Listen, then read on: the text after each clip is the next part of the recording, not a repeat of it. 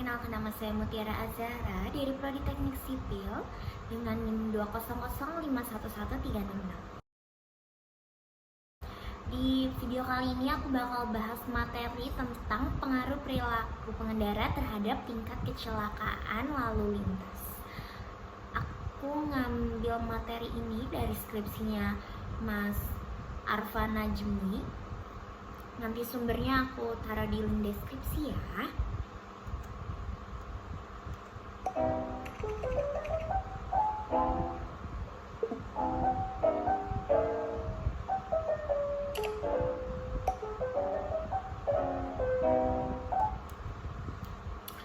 Jadi, penelitian ini dilakukan di kota Surabaya, salah satu kota yang ada di Jawa Timur. Siapa sih yang nggak tahu kota Surabaya? Kota Surabaya ini udah cukup terkenal ya, mulai dari makanannya. Terus salah satu kota terpadat yang ada di Provinsi Jawa. Kemudian di sini ada fungsi jalan. Jalan dirancang dengan fungsi untuk mempermudah pergerakan manusia dan juga barang dari satu tempat ke tempat yang lainnya. Semenjak perkembangan peningkatan jalan, pembangunan jalan di Indonesia, aku ngerasa mudah banget nih.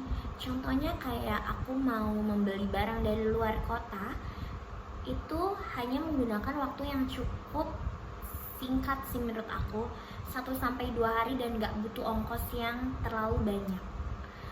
Jadi kita tuh gak butuh effort terlalu banyak untuk membeli barang-barang yang ada di luar pulau. Itu manfaat yang aku rasain pribadi. Tapi jalan itu juga bisa menjadi ancaman buat manusia. Kenapa? Karena jalan itu dapat mengakibatkan kecelakaan. Ngeri banget ya. Di balik manfaat pasti ada akibatnya juga. By the way, dari tadi aku udah bahas tentang kecelakaan lalu lintas. Apa sih kecelakaan lalu lintas itu? Kecelakaan lalu lintas menurut Undang-Undang Nomor 22 Tahun 2009, kecelakaan lalu lintas adalah peristiwa yang tidak terduga yang melibatkan pengendara dengan pengguna jalan yang lain atau tidak, yang mengakibatkan korban manusia. Korbannya itu dapat mengalami luka ringan, luka sedang, bahkan dapat menyebabkan kematian, guys. Selain mengakibatkan korban manusia, ternyata kecelakaan juga dapat mengakibatkan korban harta benda. Latar belakang dari penulis melakukan penelitian ini adalah untuk mengidentifikasi pengaruh perilaku pengendara terhadap tingkat kecelakaan yang ada di kota Surabaya. Karena faktor utama dari tingginya kecelakaan yang ada di Surabaya itu disebabkan oleh faktor pengemudi itu sendiri. Kemudian hasil dari pengamatannya itu dapat kita jadikan sumber informasi dengan tujuan agar berkurangnya tingkat kecelakaan yang ada di kota Surabaya. Kecelakaan udah jadi salah satu konsentrasi dalam bidang transportasi.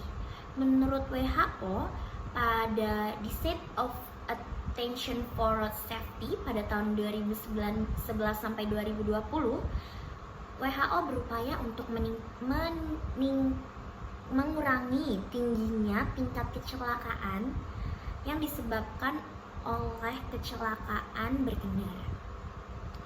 Menurut kepolisian, kecelakaan dibagi menjadi 4 faktor. Yang pertama itu faktor lingkungan, yang kedua itu faktor jalan, yang ketiga itu faktor kendaraan, dan yang keempat itu faktor pengemudi. Aku di sini akan memperjelas tentang faktor pengemudi ya guys. Menurut grafik, penyebab kecelakaan terbesar yang ada di kota Surabaya disebabkan oleh faktor pengendara. Ini sekitar 47% ya guys. Dari tahun 2012 sampai 2017, 47% didominasi oleh faktor pengemudi. Terdapat beberapa rumusan masalah dalam eh, penelitian ini. Yang pertama ada seperti pengaruh rambu lalu lintas, sikap disiplin pengendara, dan ketiga bagaimana pengendara merawat kendaraannya. Tapi di sini yang bakal aku bahas secara intens adalah sikap dari pengendara itu sendiri. Banyak sebab dari kecelakaan, mulai dari rumusan masalah yang ada pada materi kali ini ada beberapa ya, seperti ada rambu lalu lintas, pengendara itu sendiri, dan juga bagaimana cara pengendara itu merawat kendaraannya. Tetapi seperti yang di awal udah aku jelasin, yang ingin aku bahas dengan maksimal ini di video kali ini adalah sifat disiplin pengendara dalam mengendarakan kendaraannya. Lanjut. Banyak sebab dari kecelakaan, mulai dari penggunaan handphone saat berkendara, perilaku yang agresif, seperti tidak menjaga jarak aman juga bisa, tingginya tingkat emosional, berkendara dengan kecepatan yang terlalu tinggi, melanggar lampu lalu lintas, berkendara dengan keadaan habis meminum alkohol, memaksakan diri saat kelelahan. Ini juga salah satu pengaruh yang sangat banyak sebab dari kecelakaan. Yang pertama itu penggunaan smartphone. Itu bahaya banget guys. Kenapa sih penggunaan smartphone itu sangat bahaya? Karena kita akan mengalami kurang fokus saat menggunakan smartphone. Yang kedua itu bisa disebabkan oleh perilaku pengendara yang agresif. Mereka terlalu emosional, jadi dalam berkendara mereka terlalu arogan, terlalu enggak mau kalah. Itu juga menjadi penyebab kecelakaan. Mereka hanya mementingkan emosinya daripada keselamatannya, padahal safety riding itu adalah faktor nomor 1. Kemudian berkendara dengan kecepatan tinggi sampai di atas 100 km per jam itu tingkat kecelakaannya itu sangat tinggi ya guys. Kemudian mengonsumsi alkohol dan menggunakan kendaraan itu juga tidak disarankan, karena kalau menggunakan alkohol konsentrasi kita sangat amat berkurang. Memaksakan diri sangat kelelahan, ini juga sangat beresiko saat kita berkendara. Apa sih sebenarnya masalah utamanya? Masalah utamanya adalah pengendara atau pengemudi itu kurang sadar, kurang peka terhadap dirinya sendiri. Kalau misalnya mereka itu sedang melakukan kesalahan, ketika mereka sudah terjadi kecelakaan, mereka baru sadar bahwa mereka baru saja melakukan kesalahan. Kemudian di sini aku ada ngebahas tentang 4 kategori pengemudi. Menurut kalian, setelah aku bacain nanti 4 kategori pengemudi, kalian bakal masuk ke kategori yang keberapa ya guys? Yang pertama di sini ada pengemudi yang safe, yaitu sangat sedikit sekali melakukan kesalahan dalam berkendara dan menyebabkan kecelakaan. Contohnya seperti penggunaan lampu sein dengan baik, penggunaan safety riding seperti helm dan lain-lain. Penggunaan lampu sein itu sangat berfungsi, sangat amat penting ya guys, karena itu untuk menandakan bahwa kita ingin belok kemana, atau menandakan kalau misalnya kendaraan-kendaraan besar kalau di jalan yang tidak bisa menyalip, mereka ngasih salah satu informasi nih, ini nggak boleh nyalip karena di depan ada tikungan. Itu juga termasuk salah satu dari penggunaan lampu sein. Yang kedua ada disiosit aktif, yaitu pengendara yang dapat menyebabkan banyak sekali kecelakaan terus tidak pernah menggunakan lampu sein. Mereka seenaknya aja gitu di jalan. Tapi jenis pengendara ini adalah pengendara dengan kecepatan yang stabil, cukup rendah ya, nggak cukup rendah sih, kecepatan yang standar aja, tidak terlalu tinggi, tapi mereka menyebabkan faktor kecelakaan yang cukup besar. Yang ketiga ada disiosit pasif, jadi kesadarannya rendah dan kurang memahami medan jalan yang akan mereka lalui, seperti pengendara dari luar kota biasanya. Kemudian yang terakhir ada injurious, atau estimasi jaraknya tidak baik, terlalu sering melihat ke kaca spion sampai kehilangan fokus, dan faktor dari manusia itu sendiri. Yang pertama ada faktor lengah. Siapa nih di sini yang berkendara suka lengah? Lengah itu sangat berbahaya. Kenapa? Karena itu dapat mengurangi konsentrasi kita dalam berkendara. Nah, Pengurangan konsentrasi itu membuat kita jadi kurang antisipasi, kurang responsibel. Contoh kecilnya adalah saat kita berkendara dengan kecepatan yang cukup tinggi, kita lengah. Nah, ternyata mobil depan itu ngerem dadak. Karena kita kurang responsibel, jadi kita tidak sempat untuk mengerem. Kita bisa menabrak mobil depan atau menabrak apa yang ada di depan kita. Itu berhubungan dengan fear. Penyebab lengah itu banyak sih. Yang pertama mungkin karena melamun juga banyak penyebabnya. Mungkin dia punya banyak masalah. Terus penggunaan smartphone tuh kan udah aku jelasin dari awal, penggunaan smartphone itu tuh berbahaya banget. Aku udah attention ke kalian bahwa penggunaan smartphone tuh bahaya banget. Terus kemudian bercanda itu juga bisa menjadi salah satu faktor terjadinya kelengahan. Yang kedua adalah faktor mengantuk.